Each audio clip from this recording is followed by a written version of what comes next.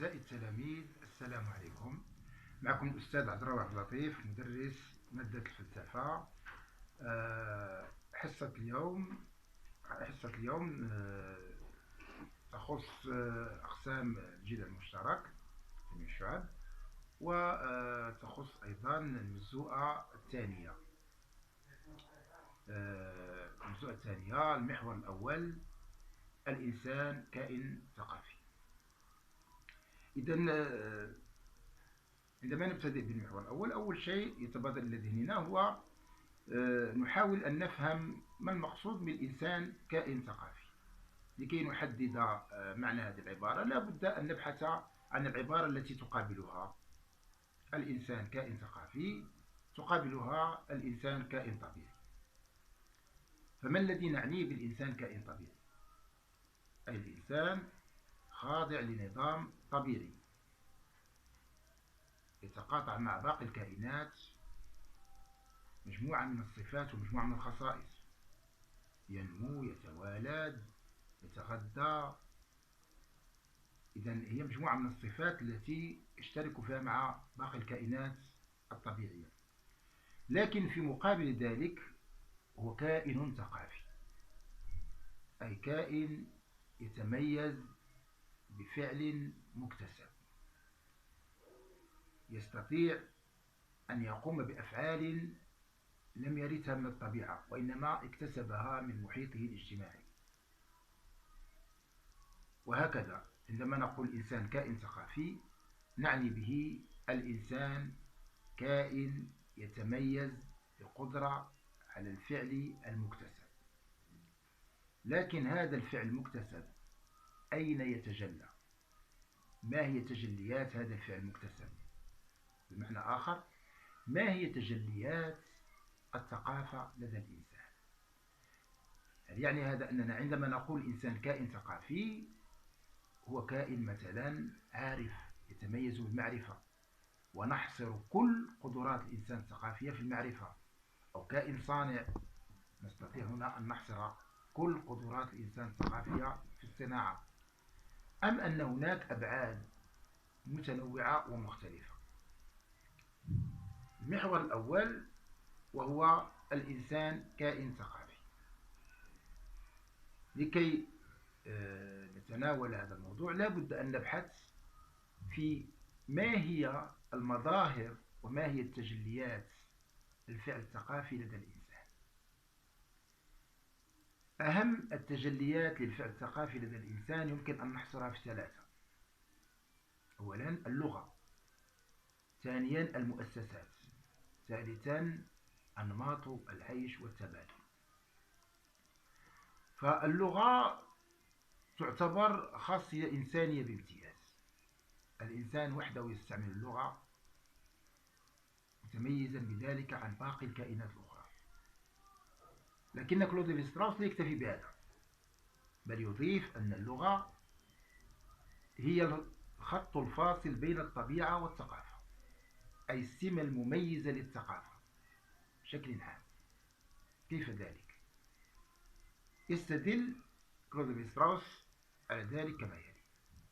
فمن خلال النص يحاول أن يقدم لنا وضعيتين.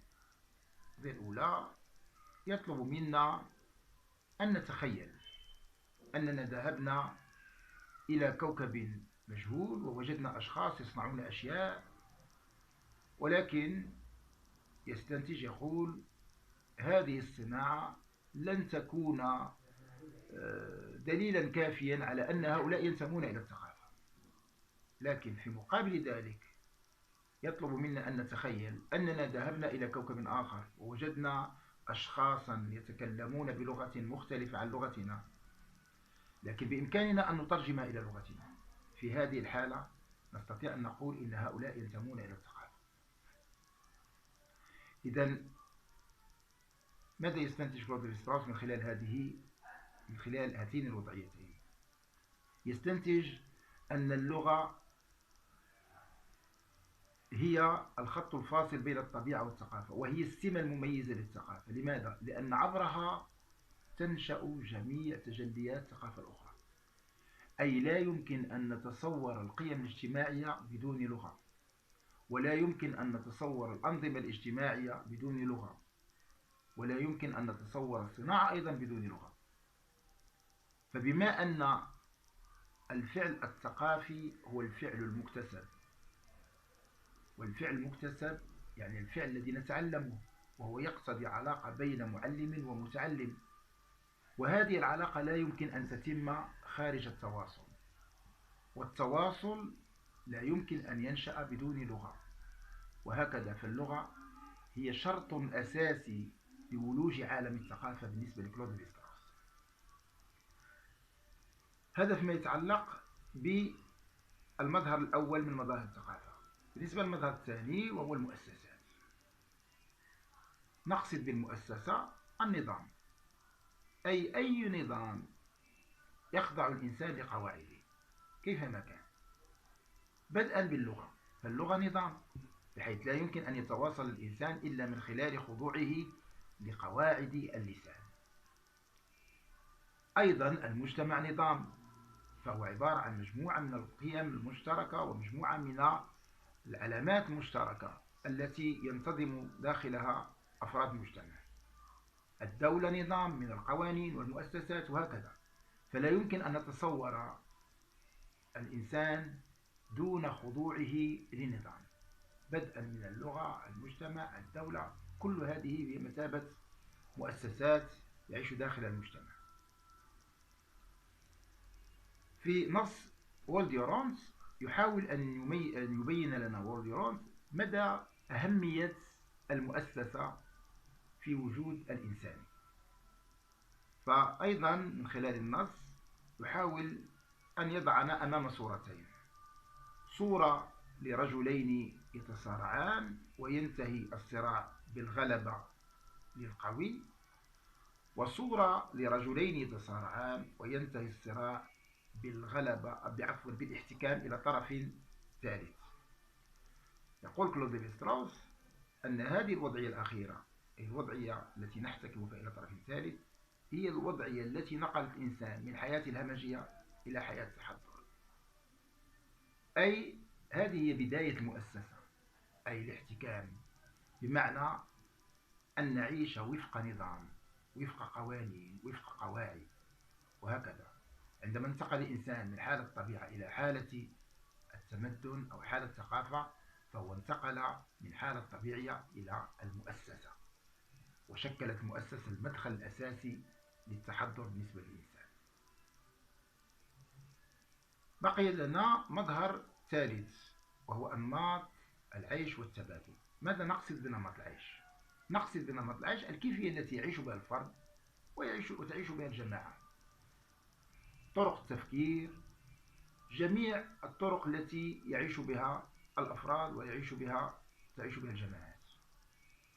وهذه الطرق تجعل الجماعات تختلف فيما بينها، وهذه الطرق يعني يؤثر فيها الاقتصاد، تؤثر فيها القيم، وتجعل الثقافات متنوعة ومختلفة. وهكذا فيكون نمط العيش أيضا مظهرا أساسيا من مظاهر الثقافة. أما التبادل فهو أيضا خاصية إنسانية بامتياز، فالحيوانات لا تتبادل، وإنما الإنسان وحده يتبادل. كلود ليvi-ستراوس يحاول أن يقدم لنا التبادل في 3 مستويات: تبادل القرابة، تبادل الرموز، والتبادل على مستوى الاقتصاد. والتبادل يشكل سمة أساسية في وجود الإنسان. ويمكن أن نلاحظ بأن جميع هذه المظاهر الثقافية تتداخل فيما بينها، بحيث لا يمكن أن نفصل فيما بينها. فالتبادل يظهر في جميع المستويات، يعني عندما نتحدث عن اللغة نتحدث عن تبادل، ونمط العيش أيضا يظهر في جميع المستويات. وهكذا نلاحظ أن هناك تداخل بين هذه المظاهر وترابط فيما بينها. نكتفي بهذا، وإلى اللقاء في حصة أخرى، وشكرا لكم.